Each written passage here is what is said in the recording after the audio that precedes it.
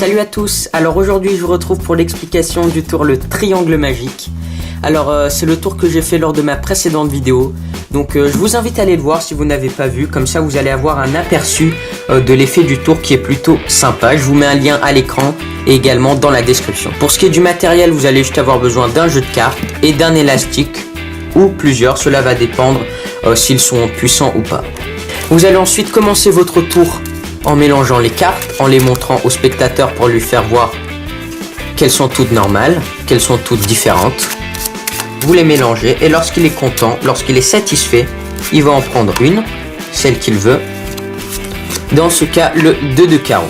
Ensuite, une fois que le spectateur a bien mémorisé sa carte, vous allez la prendre et vous allez utiliser les techniques que vous voulez pour qu'à la fin, cette carte arrive sur le dessus du paquet.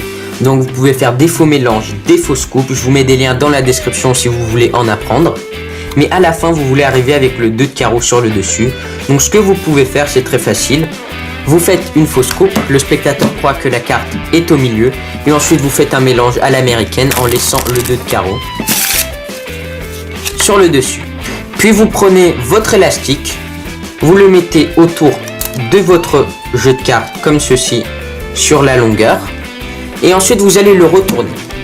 Et voilà, maintenant on arrive à la dernière partie, le façonnage du triangle. Pour ce faire, c'est vraiment pas compliqué. Vous allez prendre un tiers des cartes que vous allez décaler sur un côté, peu importe la gauche ou la droite, et que vous allez placer en dessous en faisant attention à ce que ce paquet ne se referme pas. Donc vous faites attention à ce qu'il n'aille pas complètement en dessous, qu'il y ait environ la moitié des cartes qui sont encore visibles. Vous allez ensuite changer de main, prendre la moitié des cartes qui restent, les décaler de l'autre côté et les placer en dessous.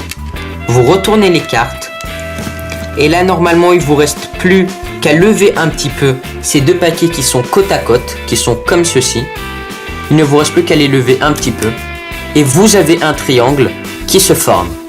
Et maintenant la carte qui se situe juste ici est la carte du spectateur. Et voilà les amis, c'est la fin de la vidéo, j'espère qu'elle vous a plu. N'hésitez pas à me dire ce que vous en pensez dans l'espace commentaire. Également n'hésitez pas à lâcher un petit like. Sur ce les amis, moi je vous retrouve à la prochaine et je vous dis ciao tout le monde.